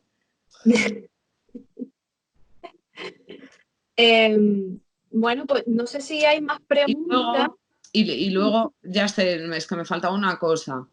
No siempre tenemos tiempo de escribir, quiero decir, sabéis lo que es la militancia y la vida no nos da siempre para escribirlo absolutamente todo, pero hay muchas cosas que las tenemos desarrolladas por la vía de iniciativa parlamentaria. Tenemos 2 iniciativas parlamentarias, por ejemplo, tremendamente interesantes y que fueron asumidas por el gobierno del Partido Popular. Como la vida no es perfecta y no se puede tener todo, una semana después de que decidieran asumirlas, presentamos una moción de censura y ahí se quedó jodida la cosa, pero ahora la sacaremos adelante. Espero que, por ejemplo, los capítulos educativos, el acoso escolar lo tenemos muy desarrollado, la necesidad de formación en la administración pública también. No sé, cosas que se me ocurre que puedan ayudaros o seros útiles. Eso también podemos hacerlo. Ya no hay vida allá de la militancia. No hay vida. Está claro. ¿Qué es eso de la vida? No. Acaba de salir mi frase lapidaria, que es lo que va a decir mi tumba, que es que yo antes tenía vida y ahora tengo Telegram. Sí, hacéis bien en recordarlo porque lo digo mucho, es cierto. Sí, I'm there. Sí. Que, nada, muchísimas gracias, Vane. La verdad es que te agradezco un montón. Todos hemos aprendido un montonazo contigo. Yo me tiraría, no sé el tiempo que tienes, yo me tiraría más. Bueno, me tiraría aquí escuchándote. Yo no tengo ninguna prisa. O sea, lo que necesitéis, lo que queráis y lo que os apetezca. Hay una cosa que has estado comentando antes y sí que O que hable más gente también, que estamos tú y yo rollo divas contándolo todo. Pero sí que vale, la más Dime. Se me ha ido lo que te iba a decir, pero bueno, que sí, que cuando decías que un poco que lo personal es político también, yo me acuerdo que hace un par de años yo eso no lo entendía exactamente, qué era lo que significaba, pero, o sea, yo por ejemplo, yo creo que me voy a meter en un berenjena porque esto se está grabando, pero bueno, me da igual, yo soy bisexual también, pero es como que tienes que salir del armario y aún así tus amigos, o sea, mis amigos, cuando yo les empecé a comentar, que tampoco se lo empecé a comentar, fue como una charla de esta tranquilamente, dije, no, pues tal, y se quedaron como diciendo, ah, ¿ahora te has vuelto? Y digo, no, no me he vuelto, yo siempre he sido así, otra cosa es que lo haya dicho, ¿no? Y es como en plan, como que tienes que estar dando explicaciones a todo el mundo y es súper agotador, e incluso gente que me llegó a decir, ah, bueno, es que como hablas de la moda, te has puesto con esto. Digo, no has hecho de verdad. Y es una cosa que es súper cansada. Sí, lo que voy a responder ahora es totalmente personal, ¿eh? Es una reflexión totalmente personal y una apreciación personal que no está avalada en nada, salvo en mi experiencia propia, si es que eso sirve de algo. Yo creo, pero porque las normas suelen funcionar así. O sea, cuando uno está fuera de la norma, todo el mundo tiende a entender que tiene que justificarse, porque hay que señalarlos, pero eso es inseguridad, es un mecanismo social contra la inseguridad. no entendemos algo, nadie nos está ayudando a entenderlo, quiero decir, tenemos muy pocas herramientas sociales y políticas públicas que nos ayuden a entender las cosas desde una perspectiva que elimine las normas. Hay muy pocas políticas inclusivas y en general muy poco entendimiento social de lo que es ese marco de inclusión y empatía e igualdad en general, que es al final de lo que se trata todo esto. Entonces, que al que es diferente, si tú no eliminas la norma, lo que estás haciendo es entender que la norma está bien. Y lo que estás transmitiendo al conjunto de la sociedad es que esa norma es positiva, pero que hay algunas excepciones que puede que estén bien. Y como te sientes inseguro porque te están obligando a tener unos patrones dinámicos para entender a las personas, te sientes muchísimo más seguro cuando esa persona que es diferente se tiene que manifestar. Y eso es lo que te permite a ti ser inclusiva. No sé si me estoy explicando. Yo creo que es un mecanismo social contra la... Bueno, no, es que ignorancia es un concepto, tiene una connotación súper negativa.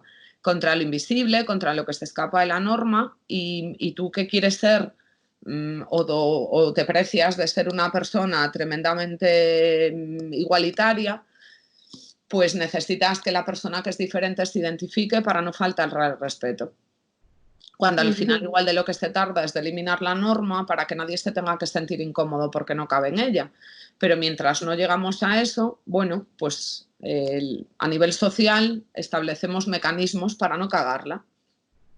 Luego, obviamente, hay gente que quiere que lo sepas para insultarte. Quiero decir, lo que está pasando con Vox y con quien ha aprovechado el auge de la extrema derecha para destaparse como fascista, que había bastantes, pero teníamos ahí dentro del pastor eléctrico, que para mí son los nuevos gulags, pastor eléctrico, pues estaban ahí ocultitas y no decían nada y ahora se van manifestando. Claro que también hay gente que lo utiliza para segregar. O sea, que Vox esté pidiendo en todas las comunidades autónomas en las que tiene acceso listados de las personas que damos talleres en los coles, en los institutos, para hablar de la realidad y la diversidad sexual, es un problema y es otra cosa y se resuelve de otra forma.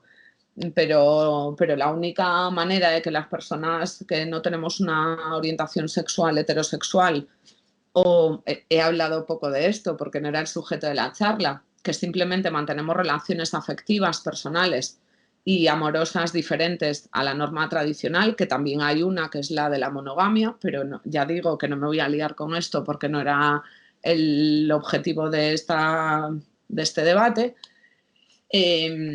Se nos señala para identificarnos si queremos ser inclusivas con estas personas. Per se no es malo. Lo que es malo es que tenga que articularse este mecanismo para no faltarnos al respeto unas a otras.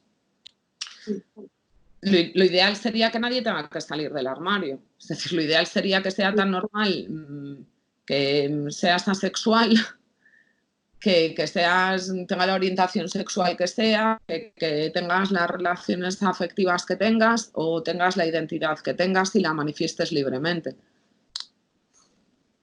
Sí, totalmente de acuerdo. Creo que Ira tiene una duda, no sé si la está redactando y creo que es la única que queda de preguntas. No sé si tenéis más preguntas, pues ya que tenemos aquí a Vane, pues la aprovechamos y la acaparamos. No tengo ningún sitio, no tengo a dónde ir. Está apropiada, o sea que no. Pero bueno, mientras hacen las preguntas, sí.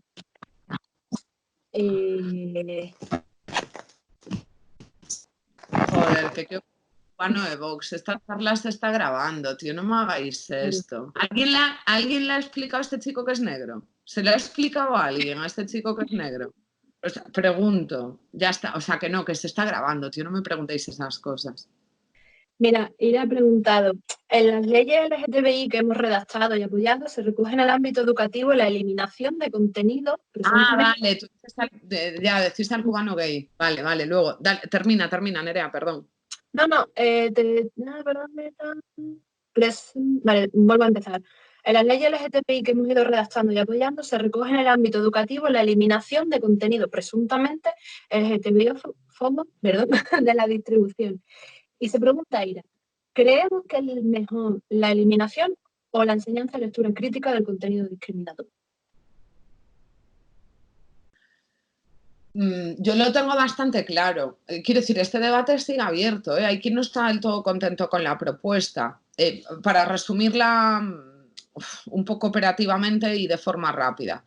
Lo que hacen el consenso al que hemos llegado con los proyectos de ley es a eliminar todo el contenido discriminatorio de los itinerarios curriculares, por lo tanto de los textos, tanto de formación de formadores como para el alumnado, y por otra parte, introducir mecanismos positivos, introducir referentes, introducir perspectivas transversales de igualdad, incluir realidades al mismo nivel, etcétera, etcétera. No invisibilizar realidades. Esa es la propuesta binaria que se hace dentro de los proyectos de ley. Yo creo que hay suficientes espacios sociales. Este fue un poco resumido mi marco de defensa para que esto fuera así, porque yo estoy de acuerdo en que sea así en las leyes. Deberíamos dejar los contenidos discriminatorios y fomentar el pensamiento crítico. El pensamiento crítico se instruye de otra forma. El propio contenido positivo fomenta el pensamiento crítico por la vía de comparar la perspectiva transversal, inclusiva y en igualdad en la que a ti se te está formando con los espacios de discriminación que se producen fuera. Entonces, yo entiendo que es mucho más positivo fomentar el espíritu crítico desde ese punto de vista, y fomentar el espíritu crítico en las aulas, además, parte de otra cosa, que es que las aulas estén más abiertas. Con más abiertas me refiero a que los itinerarios curriculares incluyan muchísimos más espacios de trabajo que los de leer páginas y páginas y páginas y páginas y páginas de libros y hacer ejercicios y ejercicios y ejercicios. Lo he entendido perfectamente. Ahora voy a lo del gay. Es que nadie es perfecto, tío, de verdad. Pero lo que no puede ser es que tú estés en un marco de educación regulada dejando que la perspectiva de formación parta de premisas equivocadas. O sea, no puede ser que el contenido sea discriminatorio y que quede sujeto al formador o formadora, la educadora, al educador, entender con espíritu crítico ese contenido discriminatorio que se está dando por bueno porque está escrito en un libro de texto, o porque forma parte de la ponencia de tu profe de universidad, o por la razón que sea. El espíritu crítico se forma a otra cosa y no introduciendo contenidos discriminatorios en la formación. Y digo, o sea, es que estaba saliendo, me estaban aclarando, yo creí que se referían a este señor que defiende la sanidad privada porque es portavoz de sanidad de Vox y que además es negro, igual nadie se lo ha explicado nunca a este chico. Y os referíais a que hay gays. Bueno, yo qué sé, es que también hay gays en el Partido Popular y en el Partido Socialista. Están priorizando su perspectiva política y su apoyo a un partido político u otro por su orientación sexual. Pues no, probablemente lo están haciendo porque son fascistas o neoliberales. ¿Esto es un problema? Claro que es un problema. ¿Es un problema de educación? Seguramente. ¿Es un problema de formación? Seguramente. Y otra vez me lo llevo al terreno del feminismo. Las mujeres entendemos muy bien lo que es interiorizar los mecanismos de opresión.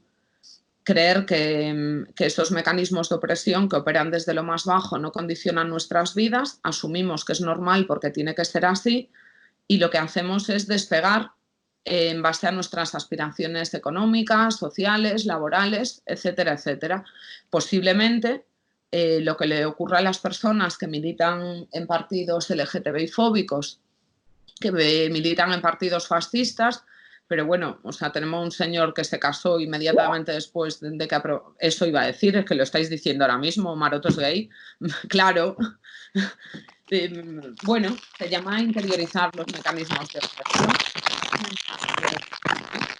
Tampoco se puede creer que por el hecho de ser un colectivo oprimido, vulnerable, con menos derechos, con más agresiones, con menos intimidad, seas una gran persona. No. Es que posiblemente lo que prime en sus vidas, no sé, hay otro ejemplo clarísimo, que es Quique Sarasola. Quique Sarasola es un empresario, para quien no lo conocéis, que tiene una cadena de hoteles de la hostia por todo el mundo y que compra niños. Sus 4 hijos son tres son comprados. Se le utiliza para decir que somos capitalistas y burgueses y que no defendemos a la clase trabajadora. Es que no tiene nada que ver tu orientación sexual ni con la clase de la que procedes, ni con la formación que hayas podido dotarte a lo largo de tu vida, y por lo tanto el nivel de conocimiento de la realidad y el enfoque que tienes de la realidad es que no tiene... a mí también me cuesta entenderlo, no quiero decir que a mí me parezca natural todo esto. No me parece natural. Creo que han interiorizado mecanismos de opresión. Creo que además hay una cosa que no estamos valorando, que es que todos los ejemplos que me estáis dando son hombres, tienen una situación privilegiada que les hace naturalizar de forma mucho más fácil su integración en esferas que no les están vetadas, y ya está. Creo que hay pocas. Claro, es que es una cuestión de... Es que al final es una cuestión de clase. Es difícil para Quique Sarasola, que es un tipo multimillonario, reputado, empresario, que tiene dineritos y no sé cuántitos, ser gay. Es que a nadie le importa en el mundo en el que vive que sea gay. A nadie le importa. A nadie le importa. A él tampoco, ¿eh? Sí, esto es una cosa que hay gente que dice, pues, no, pero, por ejemplo, no, ahora que tenemos, y os pongo un ejemplo, aquí en Irlanda, nuestro primer ministro, nuestro Taoiseach, es gay, es abiertamente gay, tiene su pareja, y bueno, para aquí en Irlanda, cuando salió hace un par de años, todo fue como un boom, ¿no? Además, Irlanda, ultracatólica, era como en plan, bueno, qué progreso, ¿no? Qué progresistas son. Y yo decía, digo, vamos a ver, digo, este señor para que lo entendáis, es del Fine Gael, que es Ciudadanos. Digo, vamos a ver, no tiene nada que ver. O sea, aquí, por lo menos para mí, solo hay una distinción. ¿De qué clase eres? ¿De qué clase trabajador estás conmigo? Me da igual tu color de piel, me da igual tu orientación, me da igual tu identidad, me da igual, eres mi hermano, eres mi hermana. Si no, estás en el otro equipo y ya está. Y es como también una cosa de deshumanizar un poco, ¿no? Porque hay, por ejemplo, muchas veces, ahora que estamos con el tema, con el colectivo trans y demás, pues me dicen, no, es que el colectivo trans es regulacionista, es que no sé qué, digo, vamos a ver, digo, es que cada persona tiene su mundo, digo, es que no es todo una cosa homogénea, vamos a ver, todos somos heterogéneos, todos somos diferentes, no tiene nada que ver. Yo por ser mujer no soy un ser de luz, tampoco. No sé, yo creo que esto también es una cosa de no entender que todos somos humanos y que hay que ser, que si nos salimos de la norma no significa ni que seamos ni mejores ni peores, que simplemente que ya está. No sé, es una cosa que a mí me cuesta mucho explicarlo, por así decirlo, de decir, oye, que no tiene nada que ver. Por ejemplo, antes creo que lo estaban poniendo por ahí, no, es que el abolicionismo. ¿Qué tiene que ver ser trans con ser...? De hecho, muchas mujeres trans, y yo estoy contigo en el sentido, para mí, mujer se abarca a todas las mujeres, pero bueno, ahora mismo en este debate pues sí que hay que marcarlo un poco, pero al tener un 80 y tanto por ciento de paro, hay muchas mujeres que se ven abogadas a la prostitución. Y esto es una cosa muy heavy. Pero es que como que ahora en el marco, en la teoría, la gente que se pone a decir que no, que las trans, que están a favor de comprar niños, que están a favor de tal, y es como en plan, no van por ahí los tiros. No sé si quieres hablar un poco de esto y ya Le dio Vamos las dos cosas tan- que además salieron antes y luego nos pusimos a hablar de otras cosas y se me pasó. Esto no es una cuestión de atacar pensamientos personales. Es decir, hasta el 2005 en España. El matrimonio igualitario en España se aprobó en el 2005, que alguien estaba escribiendo que en el 2005, y no ganamos nada con eso, que aquí seguimos. De lo que se trata es de elevar categorías políticas. Y yo creo que el debate con las personas trans, igual que no lo hay con las personas cis, no es si personas abolicionistas o regulacionistas o como queramos llamarlo. El problema para hacer una defensa colectiva y política en el marco del feminismo es cuál es la realidad. Y yo la reflexión que hago ahí es la siguiente. Las mujeres que damos este debate con privilegios, es decir, con el privilegio de no tener unas tasas de paro del 80%, y de vernos obligadas dentro de este 80%, un 90% a prostituirnos para poder comer todos los días, mantener a nuestros hijos, sobrevivir y etcétera, etcétera, tendemos, es cierto, a interiorizar los mecanismos de transición hacia un proceso abolicionista. ¿Cuál es el problema que tienen los colectivos de personas, de mujeres trans dentro del feminismo? Que yo creo que no estamos incidiendo en el proceso. Incidimos en ponernos medallas o en repartir carnés diciendo si somos abolicionistas o no. Cuando a lo largo de toda tu vida la única opción que has tenido para tener un mínimo de seguridad económica ha sido esa, a mí tampoco me convencería que de repente me digan que hay que abolir la prostitución. Porque yo lo que yo quiero es que me garanticen que voy a seguir comiendo todos los días, porque lo único que he hecho a lo largo de toda mi vida es prostituirme, dedicarme al porno, robar, mendigar, etcétera, etcétera. Es decir, si tú has estado excluida del mercado laboral legal y regulado toda tu vida, no te hace quedarte nada tranquilo que sea quien sea venga a decirte que va a abolir tu forma de trabajo y que tú tienes que dedicarte a otra cosa. Yo creo que la reflexión es que en cualquier espacio, y en el nuestro propio también, esto lo hago como autocrítica, como mujer feminista, Izquierda Unida. Igual deberíamos incidir en el proceso y dejarnos de defender el marco político abolicionista. Igual lo que deberíamos es dar garantías y tranquilidad y seguridad. Y eso pasa por hacer políticas que progresivamente eliminen el espacio de vulnerabilidad, que es lo que lleva a prostituirse. El problema no es que nos prostituyamos o no. El problema es lo que nos lleva a las mujeres, seamos cis, seamos trans, a entender que para nosotros es un mecanismo de supervivencia y que siempre está ahí y podemos hacerlo cuando necesitemos. El problema es que somos vulnerables. El problema es que estamos excluidas del mercado laboral.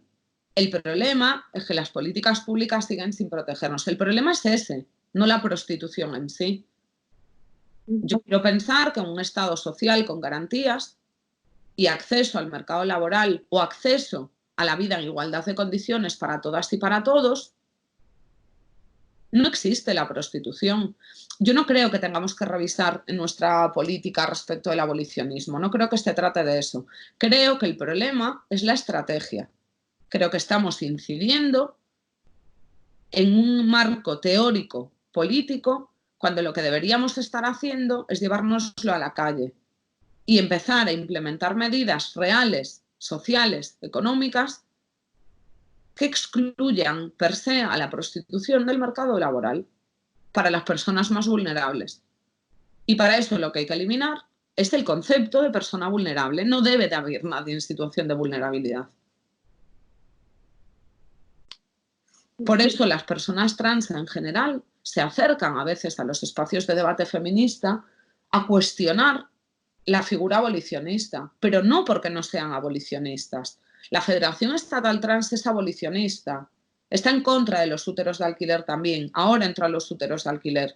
Porque es una cosa con la que se nos está masacrando a las personas LGTBI, que nos estamos viendo obligadas a volcar un montón de recursos y de tiempo que dedicamos a hacer políticas absolutamente innecesario, porque se entiende, y ojo, incluso dentro de nuestra propia organización, cuando de repente hablamos de políticas de úteros de alquiler, nosotros somos otra cosa.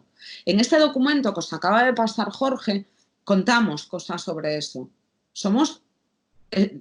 Estamos en contra de la mercantilización de los cuerpos y por lo tanto en contra de comprar úteros y de alquilar úteros, porque es nuestra posición política, porque la hemos elaborado, la hemos defendido y la hemos asumido como militantes de esta organización política.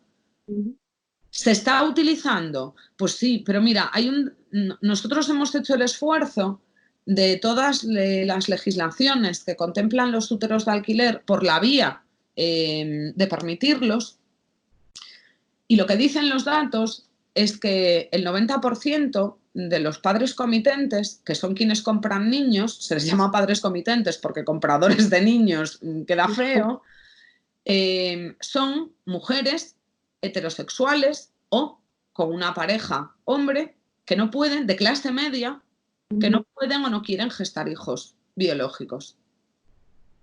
En el 10% restante están todos los supuestos. Obviamente, también hombres gays, pero están dentro de este 10% de supuestos. ¿Qué es lo que ha ocurrido con este debate tramposo en España?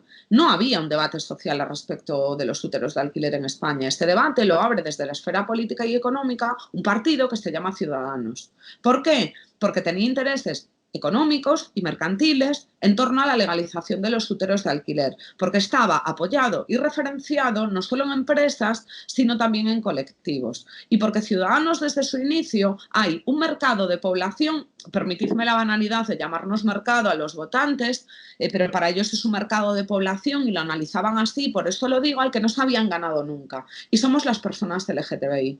Porque ni militamos, ni elaboramos políticas en Ciudadanos, ni nos los creemos y les votamos. Y ellos saben que tienen este problema desde el inicio y han ido probando cosas. Y como ninguna les ha funcionado, han acabado por tutelar los derechos de las personas LGTBI diciendo que un derecho de las personas LGTBI es comprar niños. Me cago en Dios, no. Perdón. Se me ha caído hasta el teléfono. No, esto vuelve a ser una cuestión de clase. Vuelve a ser una cuestión de clase, vuelve a ser un debate político neoliberal y vuelve a ser un debate ético. Y yo creo que el principal debate con los úteros de alquiler es ético. Y ya está. Las personas LGTBI, es que no, mira, lo hemos entendido antes cuando estábamos hablando sobre por qué hay gays en los partidos de derecha LGTBI fóbicos.